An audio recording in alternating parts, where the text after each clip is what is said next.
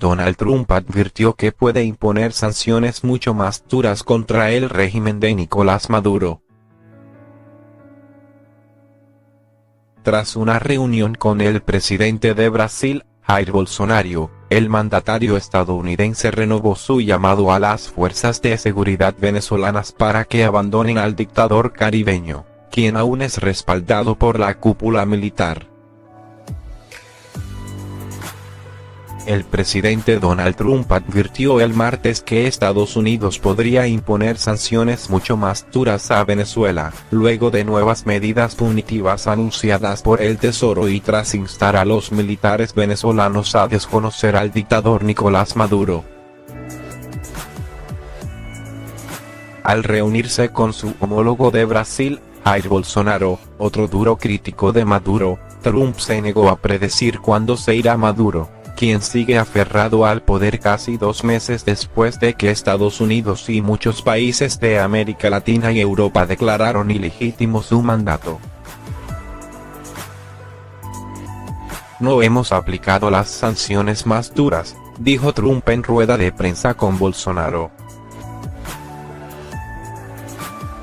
Diría que hemos impuesto sanciones justo en el medio, pero podemos ser mucho más duros si necesitamos hacerlo, agregó el mandatario estadounidense, poco después de que el Tesoro anunciara sanciones a la minera estatal venezolana Minerven y a su presidente por operaciones de oro ilícitas.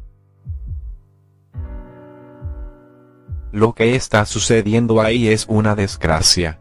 Este fue uno de los países más ricos del mundo y, de repente, está agobiado por el dolor y la pobreza. No hay comida, no hay agua, no hay aire acondicionado, no hay nada, dijo Trump. Trump renovó su llamado a las fuerzas de seguridad venezolanas para que abandonen a Maduro, aún respaldado por la cúpula militar. Pedimos a los miembros del ejército venezolano que dejen de apoyar a Maduro, que en realidad no es más que un títere cubano, dijo Trump en un llamado conjunto con Brasil.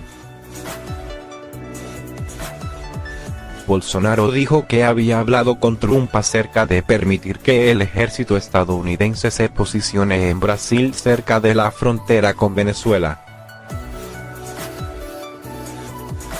Por su parte, el régimen venezolano acusó a ambos líderes de hacer apología de la guerra y dijo que sus declaraciones son una amenaza contra la paz y seguridad internacionales, según un comunicado de la Cancillería.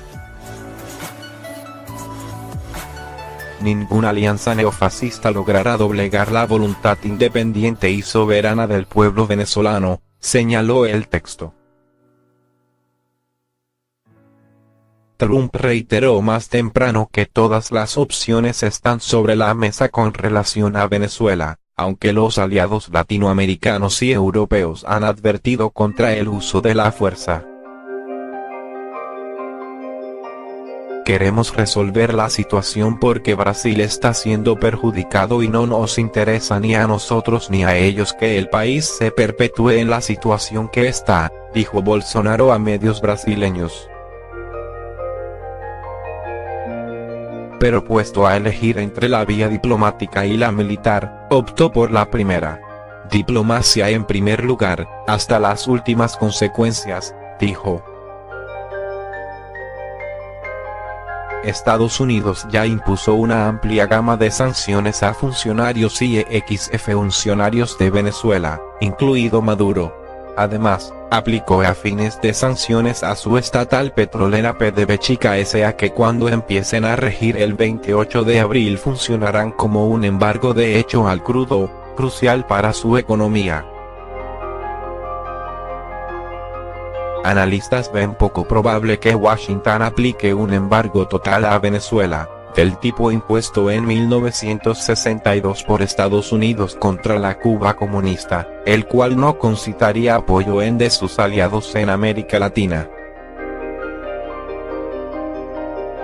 Venezuela, declarada en cesación de pagos parcial en noviembre de 2017 por varias agencias calificadoras, está sumida en una crisis económica sin precedentes, que ha provocado la huida de 2,7 millones de personas desde 2015, según la ONU. Todas las opciones están sobre la mesa. Una y otra vez, Donald Trump reitera que los Estados Unidos no descarta una intervención militar en Venezuela. Por el momento es solo una opción. El gobierno norteamericano viene aplicando una fuerte presión sobre la dictadura de Nicolás Maduro por medio de sanciones económicas y de la vía diplomática. Ya más de 50 países se unieron para reconocer a Juan Guaidó como presidente interino. Esta presión externa e interna ha golpeado al régimen chavista, pero no lo suficientemente como para lograr el objetivo de Washington y la oposición venezolana, DERRO. La posibilidad de una incursión militar tiene, tanto en los Estados Unidos como a nivel internacional, sus adherentes y sus detractores. La única certeza es que ni unos ni otros tienen claro cómo se desarrollaría una eventual intervención. Frank Mora, director del Centro Latinoamericano y del Caribe Kimberly Green, LACC, por sus siglas en inglés, y exoficial del Pentágono durante la gestión de Barack Obama, explicó en un artículo publicado en Foreign Affairs cómo sería una intervención en Venezuela. Si finalmente Trump decidiera hacer uso de la fuerza para terminar con el régimen de Maduro, Mora sostiene que existen dos formas plausibles. Una sería a través de una serie de bombardeos de precisión, la otra, una invasión a gran escala. Para que los ataques aéreos den resultado, tendrían que destruir la infraestructura militar, de seguridad y económica del régimen de Maduro. Según Mora, el objetivo sería destruir la capacidad de la dictadura de reprimir a su pueblo y, a su vez, empujar a los militares a desertar. Aunque reconoció que este tipo de intervención suele presentarse como la alternativa más rápida, barata, segura y efectiva, también puede ser impredecible y con una capacidad limitada para dar forma a los resultados políticos. En ese sentido, puso como ejemplos las operaciones llevadas a cabo por los Estados Unidos en Libia, 2011, y en Yugoslavia, 1999. En el caso de Libia, los bombardeos duraron unos 7 meses. El principal objetivo, la caída del régimen de Muammar Gaddafi, se logró. Pero, por el otro lado, el país quedó inmerso en un gran caos.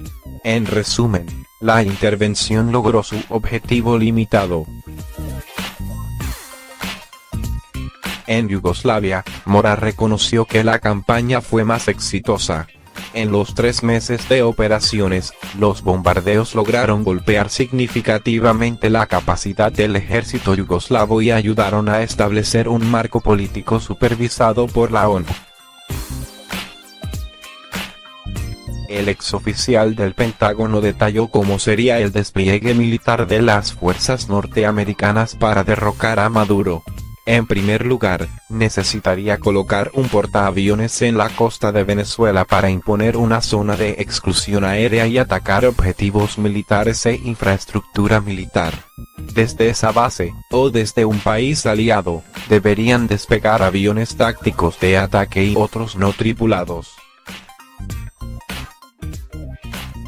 También se utilizarían submarinos para lanzar misiles Tomahawk contra objetivos militares, como bases aéreas, instalaciones de defensa aérea y centros de comunicaciones, comando y control, así como armas cibernéticas con el fin de manipular, degradar y destruir las defensas de Venezuela.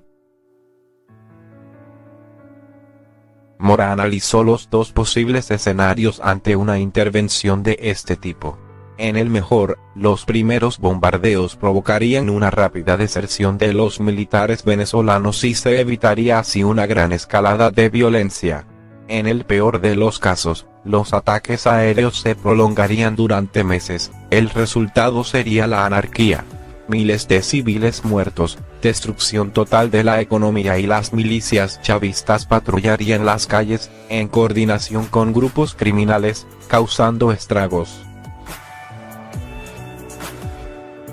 Este último escenario forzaría, casi con seguridad, a los Estados Unidos a enviar tropas a suelo venezolano para desalojar a las fuerzas militares y a los grupos paramilitares que responden al régimen.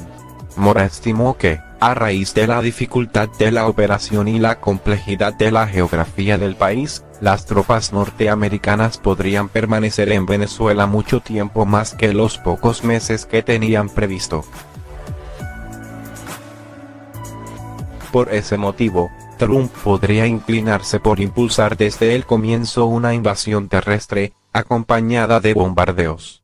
Para ello, se necesitarían al menos 150.000 uniformados para hacer frente a las 160.000 tropas regulares de Venezuela y los más de 100.000 paramilitares que defienden a Maduro. El director del Centro Latinoamericano y del Caribe Kimberly Green recordó las últimas intervenciones militares de los Estados Unidos. En Afganistán, 2001, e Irak, 2003, las tropas debieron permanecer durante casi 20 años. Mientras que en Panamá, 1989, la última que se dio en América Latina, aunque la invasión duró apenas 42 días, las operaciones militares se prolongaron por 4 años y medio. Una invasión de Venezuela requeriría muchas más tropas y duraría mucho más tiempo. Ante una eventual intervención terrestre, Mora también analizó los dos escenarios posibles. En el más exitoso, el ejército venezolano se retiraría rápidamente, y Maduro y su círculo más cercano irían sin luchar, y las fuerzas de seguridad cubanas y rusas aliadas de la dictadura abandonarían sus puestos. Tras el colapso de la dictadura, los Estados Unidos mantendrían solo un número limitado de soldados para apoyar a las fuerzas venezolanas a restablecer el orden. No obstante, también existe la gran posibilidad de que las cosas no se desarrollen tan fácilmente. En el peor escenario, las fuerzas norteamericanas derrotarían a las venezolanas, pero luego deberán hacer frente a los paramilitares chavistas, insurgentes colombianos, grupos criminales y exmiembros del ejército. Todos ellos, asistidos y apoyados por Cuba y Rusia. Ese panorama complicaría aún más la ya alarmante situación que atraviesa el país caribeño, por lo que los militares de los Estados Unidos tendrían que permanecer durante años hasta que un nuevo gobierno pueda mantener el orden. En cualquier escenario, sostuvo Mora, los Estados Unidos deberían hacer frente a una campaña larga y difícil para estabilizar a Venezuela. Además, toda operación militar costaría vidas, dinero a los estadounidenses y perjudicaría la posición de los Estados Unidos en América Latina. Casi con seguridad se vería afectado por una campaña larga y difícil para estabilizar a Venezuela después de que terminara la lucha inicial. Tal compromiso costaría vidas y dinero a los estadounidenses y perjudicaría la posición de los Estados Unidos en América Latina.